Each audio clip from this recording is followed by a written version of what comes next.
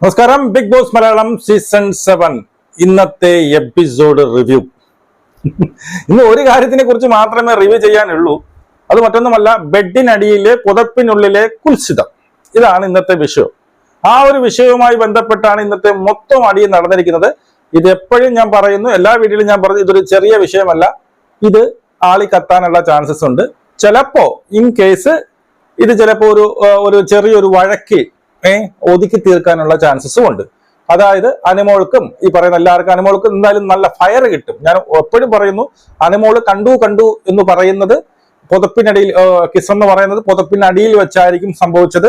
അപ്പൊ എങ്ങനെ അനിമോള് കാണും എന്നുള്ളൊരു ക്വസ്റ്റ്യൻ അവിടെയുണ്ട്. അനിമോള് പറയുന്നത് ശരിയാണ്. നമ്മുടെ ആ വീഡിയോ ഒക്കെ നമ്മൾ കണ്ടപ്പോൾ മനസ്സിലായി ഈ ഒരു സംഭവം നടന്നിട്ടുണ്ട്. പക്ഷെ നമുക്കത് ഊഹിക്കാവുന്നതേ ഉള്ളൂ. തൊട്ടടുത്ത് ഇങ്ങനെ കിടക്കുമ്പോൾ നമുക്ക് എന്നുവെച്ചാൽ പുതപ്പ് മൂടിയല്ലേ ചെയ്യുന്നത്. അപ്പൊ ആ ഒരു വിഷയമുണ്ട്. ഇനി എനിക്ക് പറയാനുള്ളത്, ഇവിടെ കുറെ സംശയങ്ങളുണ്ട്.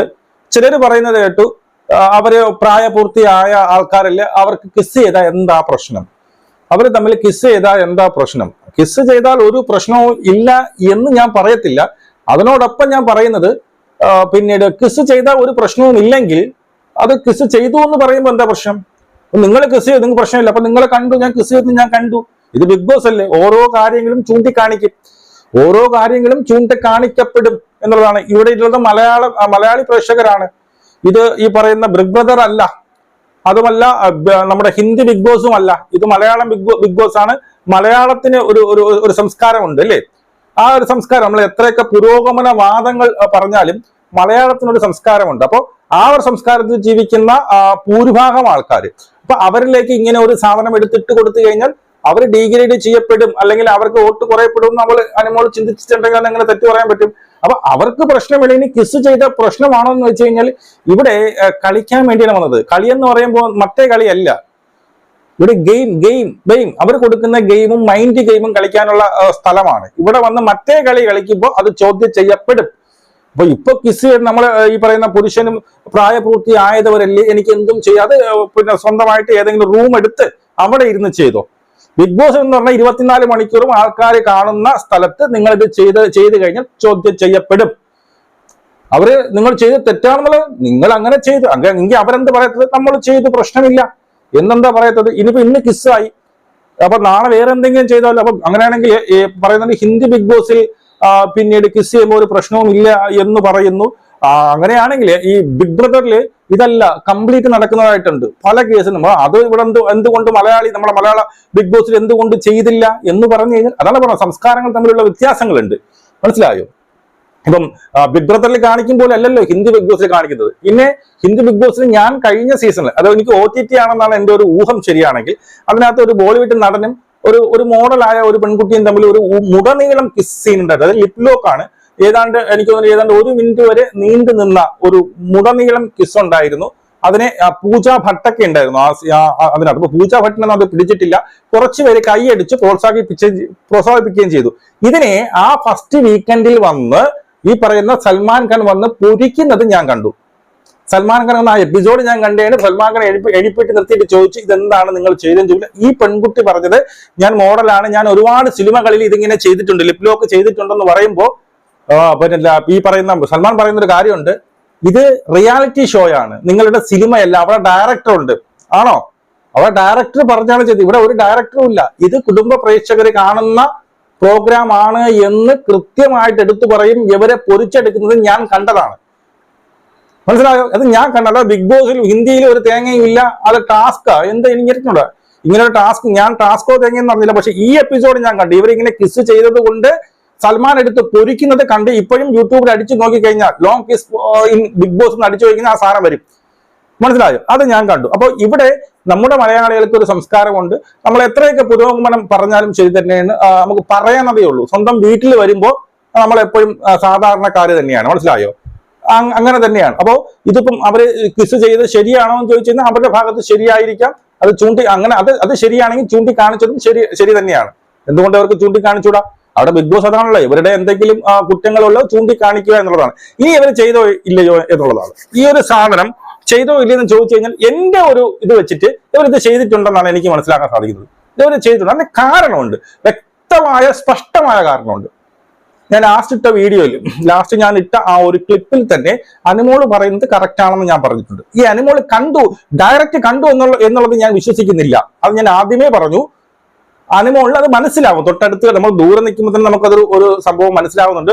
ഈ തൊട്ടടുത്ത് കിടക്കുന്നവർക്ക് ഇത് കാരണം മനസ്സിലാവും ഇവരെന്താണ് ചെയ്തത് എന്നുള്ളത്. അത് അവൻ രാത്രി എണീക്കുന്നു, പിന്നീട് അപ്പുറത്തുള്ളവരെയൊക്കെ ഇങ്ങനെ നോക്കുന്നു, തൊട്ടടുത്ത് കിടക്കുന്ന അനുമോളെ കുറെ നേരം നോക്കുന്നു. അതിനുശേഷം ഈ പറയുന്ന ജിസേലിന് അഭിമുഖമായി കിടന്നുകൊണ്ട് അവിടെ പുതപ്പ് കിടക്കുകയാണെങ്കിൽ അത് തന്നെ ആവാം എന്നുള്ളതാണ്. ഇനി ഇവർ തമ്മിൽ ഇങ്ങനെ ഒരു സാധനം ചെയ്തിട്ടുണ്ട് എന്ന് ഞാൻ വീണ്ടും ഉറപ്പിച്ചു പറയാൻ കാരണം, ഇന്ന് എപ്പിസോഡിൽ ജിസേൽ പറയുന്ന ഒരു കാര്യമുണ്ട്. ഇത് അവളെ പ്രാങ്ക് ചെയ്യല്, അവളെ തെറ്റിദ്ധരിപ്പിക്കാൻ വേണ്ടിയിട്ട്. ആദ്യം ഇതൊന്നും ചെയ്തില്ല എന്ന് പറഞ്ഞു, ഇപ്പം പറയുന്നു അവളെ തെറ്റിദ്ധരിപ്പിക്കാൻ വേണ്ടിയിട്ടാണ് നമ്മൾ ഈ പുതപ്പെടുത്ത് ഇങ്ങനെ ആക്കണേന്ന്. അല്ല, എന്റെ ഒരു സിമ്പിൾ ക്വസ്റ്റ്യൻ, രാത്രി 1 മണിക്കും 2 മണിക്കും അവളെ നിങ്ങൾ എന്തിനാ തെറ്റിദ്ധരിപ്പിക്കുന്നത്? രാത്രി 1, 2, 2:30 നടന്ന സംഭവമാണ്. അവൾ ഉറങ്ങി കിടക്കണമെന്ന് ഇവൻ കാണുന്നു. അതിനുശേഷം എന്താണ് തെറ്റിദ്ധരിപ്പിക്കുന്നത്? മനസ്സിലായോ? അതുമല്ല, ഈ തെറ്റിദ്ധാരണ ഈ വഴക്കിന്റെ ഇടയിൽ വന്നില്ലല്ലോ. ഇത്രയും വലിയ വഴക്ക് നടന്നപ്പോഴൊന്നും ഈ ജിസേൽ ഈ ഒരു കേസ് പറഞ്ഞില്ല. അപ്പൊ ജിസേൽ ഇരുന്ന് ചിന്തിച്ച് എടുത്ത ഒരു ഉത്തരമാണ് അവളെ തെറ്റിദ്ധരിപ്പിക്കാൻ വേണ്ടിയിട്ട് നമ്മൾ പുതപ്പ് കൊണ്ട് ഇങ്ങനെയൊക്കെ കാണിച്ചു എന്ന് പറയുന്നത്. Simple question. 12:30ക്കും 1 മണിക്കും ഉറങ്ങി കിടക്കണമല്ലോ, നിങ്ങൾ എന്ത് തെറ്റിദ്ധരിപ്പിക്കാനാണ്? അതൊന്ന്. രണ്ടാമത്തെ ഏറ്റവും വാലിഡ് ആയിട്ടുള്ള ക്വസ്റ്റ്യൻ ഇതാണ്. ചുണ്ടിൽ ചെറിയൊരു പോറൽ തൊട്ടപ്പോ ഇവിടെ ഇത്രയും പ്രശ്നങ്ങൾ ഉണ്ടാക്കുകയും അവൾക്കെതിരായിട്ട് ആക്ഷൻ എടുക്കുകയും പറയുകയും മൂങ്ങിക്കരയുകയും ഒക്കെ ചെയ്ത ജിസേൽ എന്തുകൊണ്ട്, സിമ്പിൾ ക്വസ്റ്റ്യൻ, എന്തുകൊണ്ട് കംപ്ലൈന്റ് ചെയ്തില്ല?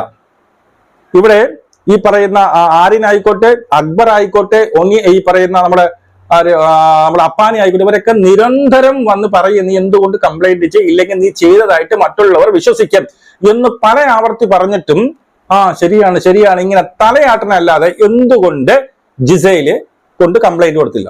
അവിടെയാണ് എനിക്ക് ഡൗട്ട് വന്നത്. ഇവള് നേരെ പോയി ക്യാമറയെ നോക്കി പറയാണ്. ജിസേല് പോയി ക്യാമറ നോക്കി പറഞ്ഞ് എന്റെ സ്ത്രീത്വത്തിനെതിരെ ആയിട്ട് ഇത്രയും വലിയൊരു അലിഗേഷൻ ഇതിൽ ഉണ്ടാക്കി, ഈ പറഞ്ഞു പരത്തുന്നത് കള്ളക്കഥയാണ്, ഇത് തെളിയിക്കണം, ഇത് തെളിയിച്ചില്ല എങ്കിൽ എന്നെ ഒരു 10 പേരെങ്കിലും ഞാൻ അങ്ങനെ ചെയ്തിട്ടുണ്ട് എന്ന് വിശ്വസിക്കും, അതുകൊണ്ട് ഇത് തെളിയിക്കണം, ഇത് എന്റെ അവകാശമാണ് എന്ന് ക്യാമറയിൽ പോയി പറഞ്ഞിരുന്നു എങ്കിൽ ഞാൻ ജിസേലിന്റെ കൂടെ നിൽക്കുമായിരുന്നു. കോമൺ സെൻസ് ഉപയോഗിക്കുക. അങ്ങനെ പറഞ്ഞാൽ സംഭവിക്കുന്ന കാര്യങ്ങൾ പറഞ്ഞുതരാം.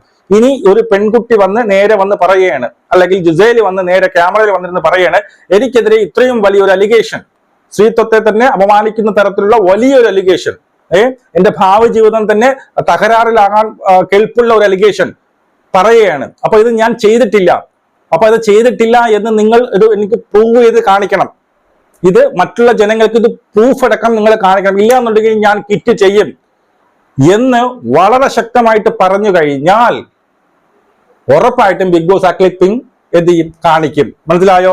ഉറപ്പായിട്ട് ബിഗ് ബോസ് എന്ത് ചെയ്യും? ആ ഒരു ക്ലിപ്പിംഗ് കാണിക്കുകയും അങ്ങനെ ഒന്നും സംഭവിച്ചിട്ടില്ല എന്ന് പ്രേക്ഷകരെ മനസ്സിലാക്കി കൊടുക്കുകയും ചെയ്യുന്നു. ഇത് ജിസേലിന് കൃത്യമായിട്ട് അറിയാം.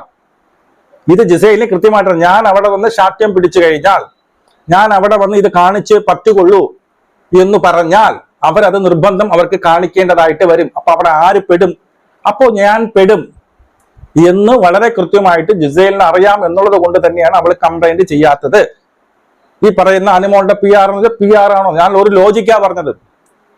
ഞാനൊരു സാധാരണക്കാരന്റെ ബുദ്ധിയിൽ എനിക്ക് തോന്നിയ സാധനം. നിങ്ങൾ ഇതിന്റെ ആൻസർ പറയാം. എന്തുകൊണ്ട് കംപ്ലൈന്റ് ചെയ്യുന്നില്ല? ജിസേൽ എന്തുകൊണ്ട് കംപ്ലൈന്റ് ചെയ്യുന്നില്ല? ആര്യൻ കംപ്ലൈന്റ് എന്തുകൊണ്ട് ചെയ്തു? അതിനും ഞാൻ ആൻസർ പറയാം. ആര്യൻ ഒരു വട്ടനാണ്. അവൻ കേട്ടത് എന്താണ്? ഈ പറയുന്ന പുറത്തുനിന്ന് വന്നവർ കണ്ടത് എന്താണ്? അന്നത്തെ ആ കിറ്റ് പോയ സമയത്തുള്ള സീനാണ്. അതും കൃത്യമായിട്ട് അതിനു മുമ്പ് ഇവള് വിളിക്കാൻ പോകുന്നു, അവിടെ പുതപ്പോൾ അണങ്ങുന്നുണ്ട്. അപ്പം പുതപ്പ് പൊങ്ങിയപ്പോൾ നമ്മൾ ഇങ്ങനെ ഞെട്ടി വരുന്നുണ്ട് എന്നുള്ളതേ കണ്ടുള്ളൂ. അപ്പൊ അതേ ആൾക്കാർ കണ്ടു. ഇപ്പൊ പുറത്തു നിന്നവർ ഇത് മാത്രമേ കണ്ടു. അപ്പൊ പുറത്ത് വേറെ ഒന്നും വിട്ടിട്ടില്ല. ഇതിൽ കയറി പിടിച്ചൊക്കെ ഞാൻ രക്ഷപ്പെടും എന്നാണ് ഈ മണ്ടൻ വിചാരിക്കുന്നത്. വേറെ ഏതെങ്കിലും ക്യാമറ വെച്ച് എടുത്തിട്ടുണ്ടോ എന്നവൻ ചിന്തിക്കുന്നില്ല. പക്ഷെ ജിസേലിനറിയാം. ജിസേല് ഈ പറയുന്ന ബിഗ് ബോസിൽ ഒരു പാർട്ടിസിപ്പന്റ് ആയിട്ട്, ഒരു മത്സരാർത്ഥിയായിട്ട് പോയ ജിസേലിന് കൃത്യമായിട്ട് അറിയാം, നമ്മൾ ഇവിടെ ശാഠ്യം പിടിച്ചു കഴിഞ്ഞാൽ, നമ്മൾ ഇവിടെ വാശി പിടിച്ചു കഴിഞ്ഞാൽ എന്ത് ചെയ്യും? അവരിത് കാണിക്കേണ്ടതായിട്ട് വരും. മനസ്സിലായോ? ഞാനൊന്നും ചെയ്തില്ലെങ്കിൽ, ജസ്റ്റ് വെരി സിമ്പിൾ ലോജിക്കാണ്. ഞാൻ ഇത് ചെയ്തിട്ടില്ല. അത്ര ഇപ്പം ഈ ജിസേലിന്റെ സ്ഥാനത്ത് വേറെ ആരെങ്കിലും ആലോചിച്ച് നോക്കിയേ. ഇനി പിന്നെ അരിമോളാണെങ്കിൽ വിടൂ? ചെയ്തിട്ടില്ലാത്തവൻ വിടത്തില്ലടേ. എന്തിന് വിടണം? അല്ല, എന്തിന് സഹിച്ചിരിക്കണം? എന്തിന് കംപ്ലൈന്റ് ചെയ്യാതിരിക്കണം? എന്റെ ക്വസ്റ്റ്യൻ ആണ്. എന്തുകൊണ്ട് കംപ്ലൈന്റ് ചെയ്യാതിരിക്കുന്നു? എന്തുകൊണ്ട് ഇത് പോട്ടെ എന്ന് പറയുന്നു? ഇപ്പോ നമുക്കെതിരെ വലിയൊരു അലിഗേഷൻ വന്നല്ലോ. ഞാൻ നാറി നിൽക്കുകയാണ്. അപ്പൊ അതിന്റെ ഒരു പ്രൂഫ് വന്നാലേ ഈ പറയുന്ന ഞാനടക്കം മനസ്സിലായി, ഈ വീഡിയോ കാണുന്നവരെ തെറ്റിദ്ധരിച്ചിരിക്കണം. പക്ഷെ അങ്ങനെയൊന്നും ഇല്ല എന്ന് തെളിയിക്കേണ്ട അവകാശം നമുക്കില്ലേ? നമുക്കെതിരായിട്ട് ഒരു അലിഗേഷൻ വരുമ്പോൾ അത് തെളിയിക്കാനുള്ളത്, വാദിക്കാനുള്ള അവകാശം വേണ്ടേ? നീ വാദിച്ചില്ലെങ്കിൽ നീ ആ തെറ്റ് ചെയ്തു എന്നല്ലേ നമുക്ക് ഈ പറയുന്ന അക്ബറും അപ്പാനിയും പറഞ്ഞ പോലെ അതുപോലല്ലേ നമ്മൾ വിശ്വസിക്കാൻ പറ്റത്തുള്ളൂ. അത് തന്നെയാണ് ഇവിടെ നടന്നിരിക്കുന്നത്. അപ്പൊ എന്തോ കുൽസിതങ്ങൾ നടന്നിരിക്കുന്നു. ഇന്ന് അവർ തിരിഞ്ഞു കിടക്കുന്നു അങ്ങോട്ടും ഇങ്ങോട്ടും. എന്തുകൊണ്ട് ഇന്ന് തിരിഞ്ഞു കിടന്നു? നേരെ കിടന്നാൽ പോരായിരുന്നോ? അതെന്തിനാ നമ്മളെ കാണിക്കാൻ വേണ്ടിയിട്ടോ? അവർ നേരെ കിടന്നാൽ പോരെ? ആണോ? ആദ്യം അവരിങ്ങനെ തിരിഞ്ഞാ കിടന്നുകൊണ്ടിരുന്നത്, പിന്നെയാണ് അവർ നേരെ കിടന്നു തുടങ്ങിയത്. അപ്പൊ അവിടെ എന്തോ ഇത് പലവരും ഈ പറയുന്ന പല അടക്കം പറഞ്ഞിട്ടുണ്ട്, പുറത്തു വന്നിട്ടില്ലെന്നേ ഉള്ളൂ. ഇപ്പോ അനുമോൾ ഇത് പുറത്തു പറയാൻ കാരണം എന്താണ്? ഈ പറയുന്ന പുറത്തുനിന്ന് വന്നവർ ഇങ്ങനെ ഒരു സാധനം ഈ നമ്മുടെ ആരാണ് മസ്താനി വന്ന് പറയുന്നുണ്ട് പുതപ്പിനിടയിൽ എന്ന് പറയുമ്പോ, അല്ലെങ്കിൽ ഞാൻ കാര്യം മസ്താനി വന്ന് പല ആവർത്തി പറഞ്ഞിട്ടുണ്ട് പുതപ്പിനിടയിൽ നമ്മളെല്ലാം കണ്ടിട്ടുണ്ടെന്ന് പറയുമ്പോ, അപ്പോൾ നീ എന്താ പ്രതികരിക്കാത്തത്? അപ്പോഴേ അതൊരു തമാശവൽക്കരിച്ച പോലെയല്ലേ നീ കണ്ടത്? ആര്? ഈ പറയുന്ന ആര്യൻ എന്നിട്ട് കുറച്ച് കഴിഞ്ഞിട്ട് പറയണം, അവള് പറഞ്ഞു നമ്മൾ പുതപ്പിനിടെ നമ്മൾ എന്തോ ചെയ്തു നമ്മളിങ്ങനെ പറയുന്നു. അപ്പൊ നിനക്ക് പറഞ്ഞുകൂടി, നിനക്കെതിരായിട്ട് വലിയൊരു അലിഗേഷനാണ് അവൾ ഉന്നയിക്കുന്നത്. നിനക്കെതിരായിട്ട് വലിയൊരു അലിഗേഷൻ ഉന്നയിക്കുമ്പോൾ നീ അതിനെ ഡിഫെൻഡ് ചെയ്യണ്ടേ?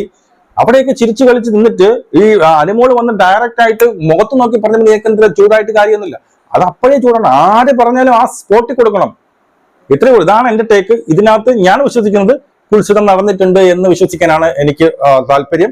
ഞാൻ അങ്ങനെ തന്നെയാണ് വിശ്വസിക്കുന്നത്. കാരണം മറ്റൊന്നുമല്ല, ജിസൈൽ കംപ്ലൈന്റ് കൊടുക്കുന്നില്ല എന്നൊരു ഒറ്റ വളരെ സ്ട്രോങ് ആയിട്ടുള്ള ഒരു കാരണമുണ്ട്. നിങ്ങളുടെ അഭിപ്രായങ്ങൾ കമന്റ് ആയിട്ട് നമുക്ക് കാണാം. ജയ് ഹിന്ദ്.